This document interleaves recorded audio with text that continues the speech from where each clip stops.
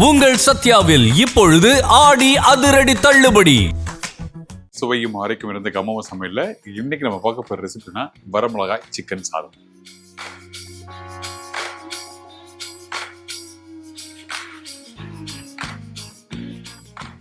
இந்த வரமிளகாய் சிக்கன் சாதம் பார்த்தீங்கன்னா இன்ட்ரெஸ்டிங்காக இருக்கும், ரொம்ப நல்லா இருக்கும். இது பேச்சுலர் ஸ்டைல் தான் சொல்லலாம், சரிங்களா? என்ன கேட்டீங்கன்னா இதில் கொஞ்சம் தயிர், கொஞ்சம் வரமிளகாய், கொஞ்சம் மசாலா, இது எல்லாத்தையும் ஒன்றா போட்டு வேக வச்சு அந்த வேக வச்ச சாதத்தை அப்படி மேலே போட்டு அப்படியே மிக்ஸ் பண்ணி சாப்பிட்டு ஃபர்ஸ்ட் கிளாஸ் இருக்கும். இந்த சாதம் பார்த்தீங்கன்னா நான் இந்த ரைஸ் நம்ம எப்போ வீட்டில் வேக வைக்கிற பக்கத்தில் வேக வச்சுருப்போம். ஆனால் இந்த இடத்துல என்ன பண்ணுன்னா அந்த ரைஸ் போடும்போது கொஞ்சம் லைட்டாக அதை மசிஞ்ச மாதிரி போடுவேன் நான். அப்படி போட்டால் தான் அந்த சிக்கனோட சேர்ந்து சாப்பிட்றதுக்கு வந்து சுடு சாப்பிட்றதுக்கு ரொம்ப நல்லாயிருக்கும். ட்ரை பண்ணி பாருங்கள். எப்படி கொத்து போட்டால் எல்லாருக்கும் பிடிக்குமோ அந்த மாதிரி இந்த மாதிரி ரெசிபி வீட்டில் ட்ரை பண்ணால் கண்டிப்பாக உங்கள் வீட்டில் இருக்கவங்க எல்லாரும் விரும்பி சாப்பிடுவாங்க. இப்போ இந்த ரெசிபி தேவையான பொருட்களை என்னென்னு சொல்லி பார்த்துடலாம். வரமிளகாய் சிக்கன் ரைஸ் தேவையான பொருட்கள்: வரமிளகாய் 6 நம்பர், சிக்கன் 200 கிராம், வேக வச்ச சாதம் 1 கப்பு, தயிர் 100 ml, சிக்கன் மசாலா 1/4 டீஸ்பூன், மிளகாய்த்தூள் 1/2 டீஸ்பூன், மல்லித்தூள் 3/4 டீஸ்பூன், மஞ்சள் தூள் சிறிதளவு, உப்பு தேவையான அளவு, நெய் 1 டீஸ்பூன். இப்போ தேவையான பொருட்கள் பார்த்துருப்பீங்க. நல்ல கமகமாக நல்ல வாசம் வருது. அதே மாதிரி தான் நீங்கள் வீட்டில் சமைக்கும் போது நல்ல வாசமாக இருக்கும். நெய் போட்டு சமைங்க, சூப்பராக இருக்கும் இந்த ரெசிபி, சரிங்களா? இப்போ நெய் போட்டிருக்கேன். நெய் சூடாக நல்லா மெல்ட் ஆகிருக்கு. இந்த டைமில் நம்மக்கிட்ட இருக்க இந்த மிளகா இருக்குல்ல, இந்த மிளகாவை சும்மா அப்படி கையில் பிச்சு போடுங்க. ரொம்ப டக்கு பண்ணிடலாம். நீங்கள் எப்படி ஒரு சின்ன கடையில் போயிட்டு ஒரு ஃப்ரைட் ரைஸ் வாங்கி சாப்பிட்றீங்க, அவங்க 2 நிமிஷம் போட்டு தராங்க, அந்த மாதிரி பக்கத்தில் தான் இன்றைக்கி நம்ம பார்க்க போகிற ரெசிபி. ரொம்ப ஈஸியான ரெசிபி தான். இந்த வரமிளகாய் இப்படி பிச்சு போடுறோமா, பிச்சு போட்ட பிறகு கொஞ்சம் கருவேப்பிலை, இதோட இந்த இஞ்சி பூண்டு பேஸ்ட்டு, இதுக்கப்புறம் நம்மக்கிட்ட இருக்க இந்த மசாலா, இந்த மல்லித்தூள், அவ்வளோதான். அந்த சிக்கனுக்கு தேவையான அளவுக்கு மல்லித்தூள், மிளகாத்தூள் கொஞ்சம் கம்மியாக, அதோட கொஞ்சோண்டு இந்த மஞ்சத்தூள் வந்து நீங்கள் அப்படியே போடக்கூடாது, சும்மா லைட்டாக எடுத்து போட்டால் போதும்.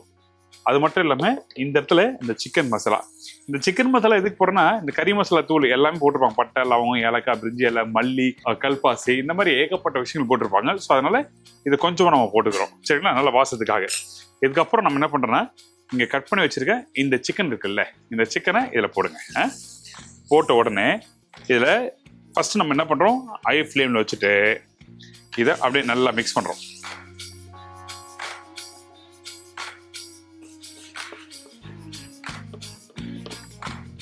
அந்த மசாலாவோட சிக்கனை போட்டு லைட்டாக பரட்டுங்க. அதுக்கப்புறம் நம்ம என்ன பண்ணுறோன்னா இந்த இடத்துல தேவையான அளவுக்கு நம்ம உப்பு போட்டுடணும். ஏன்னா அந்த சிக்கன் வேகும் போதே உப்பு இருந்தால் தான் அது கரெக்டாக இருக்கும். அதனால தான் நம்ம என்ன பண்ணுறோன்னா இந்த இடத்துல வேகும் போது அந்த சிக்கனில் உப்பு போட்டுறோம். போட்ட பிறகு கொஞ்சம் தண்ணி தேவைப்படும். ஆனால் இந்த இடத்துல நம்ம தண்ணி யூஸ் பண்ண போதில்லை. நம்மகிட்ட இருக்க தயிர் இருக்குது பார்த்தீங்களா, இந்த தயிரை இதில் யூஸ் பண்ணுறேன். என்னோட காம்போ சம்மந்தமே இல்லாமல் இருக்குது. நெய், தயிர், சிக்கன் மசாலா, அப்புறம் நம்ம இப்போ மசாலா தூள், இதெல்லாம் போட்டால் எப்படி இருக்குன்னு சொல்லி நினைப்பீங்க. ஆனால் நீங்கள் ட்ரை பண்ணி பாருங்களேன்.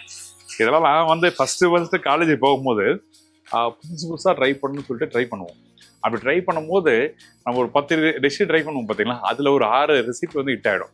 அந்த மாதிரி ஹிட்டான ரெசிபி தான் இன்றைக்கி நான் ஷேர் பண்ணுறேன். கண்டிப்பாக சூப்பராக இருக்கும்.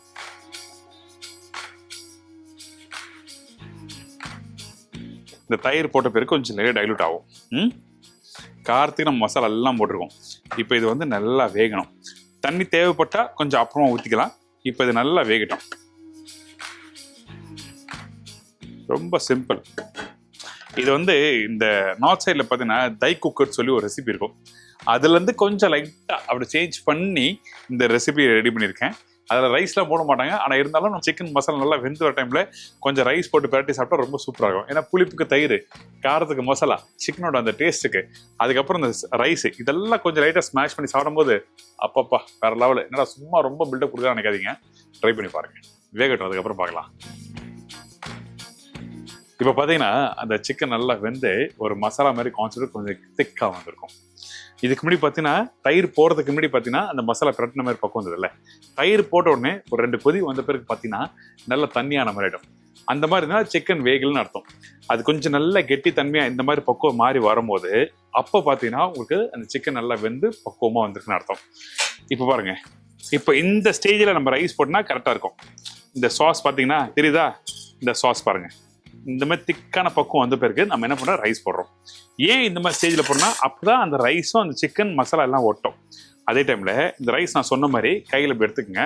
அப்படி லைட்டாக அப்படி ஒன்றும் பாதியாக அப்படி உடச்சி போடணும். எப்படி ஒன்றும் பாதியாக அப்படி உடச்சி போட்டால் தான் அது அந்த அந்த மசாலாவோட சேர்ந்து மிக்ஸ் பண்ணி சாப்பிட்றதுக்கு நல்லாயிருக்கும். இதுக்கப்புறம் இந்த ரைஸை நம்ம அப்படியே சுட அடுப்போட ஃப்ளேம் இன்க்ரீஸ் பண்ணிவிட்டு அப்படியே சுட நல்லா பெரட்டி கொஞ்சம் அந்த ரைஸ் அப்படி லைட்டாக அந்த கொத்து போட்டா மிக்ஸ் பண்ணுற மாதிரியே பக்குவத்தில் லைட்டாக அப்படி உடச்சி விட்டாலும் இன்னும் நல்லாயிருக்கும். ஏன்னா அப்படி இருந்தால் தான் கரெக்டாக இருக்கும். நீங்கள் ரைஸ் வேறையாகவும் இல்லை முழுசாகவும் உதிரியாகவும் இருந்ததுன்னா அது சூட்டபுளாக இருக்காது. அந்த ரைஸ் மசிஞ்சு வந்தால் மட்டும்தான் அந்த சிக்கன் மசாலோட தயிரோட போட்டு மிக்ஸ் பண்ணி சாப்பிடும்போது அந்த புளிப்பு காரத்துக்கு சாப்பிட்றதுக்கு தி பெஸ்ட்டாக இருக்கும். சரிங்களா? அவ்வளோதான். ஆனால் மசாலா கம்மியாக ஒரு கல் மசாலா கூட இருந்தால் ஒன்றும் தவறு இல்லை, சூப்பராக இருக்கும். மசாலா கம்மியாக இருந்தால் தான் சாப்பிட்றதுக்கு பக்கம் உங்களுக்கு பிடிக்காது. அதனால இந்த மாதிரி மசாலா கொஞ்சம் எக்ஸ்ட்ரா அப்படி வச்சு அப்படி சுட அவ்வளோதான். வீட்டில் அம்மா சின்ன வயசுல இந்த பருப்பு சோறுல ஊட்டுவாங்கல்ல, அந்த மாதிரி இந்த சிக்கன் வரமிளகா சிக்கன் சாதம் இந்த மாதிரி நல்லா மிக்ஸ் பண்ணிட்டு அப்படியே சுட இந்த மாதிரி சாப்பாடுலாம் பார்த்தா ஹோட்டலில் போனோம்னா கிடைக்காது. நான் இப்பயும் அடிச்சு சொல்கிறேன், நம்ம வீட்டில் இது மாதிரி இன்ட்ரெஸ்டிங்காக நம்மளுக்கு பிடிச்சி செஞ்சால் மட்டும்தான் இது மாதிரி கிடைக்கும். அப்படி அந்த கறியும் அந்த சோறும் எங்கே இருக்குன்னு தெரியாது, ரெண்டும் எல்லாம் ஒன்னோட ஒன்று ஒட்டியிருக்கோம்.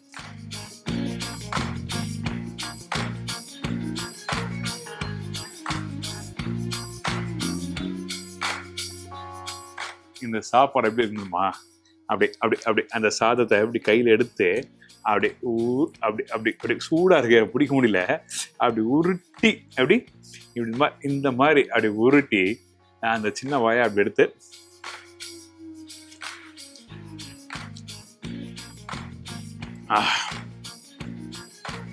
இது ஏதோ புதுசாக போட்டிருக்காண்டா ஆனால் என்னன்னு தெரியல சொல்லி ஆராய்வாங்க.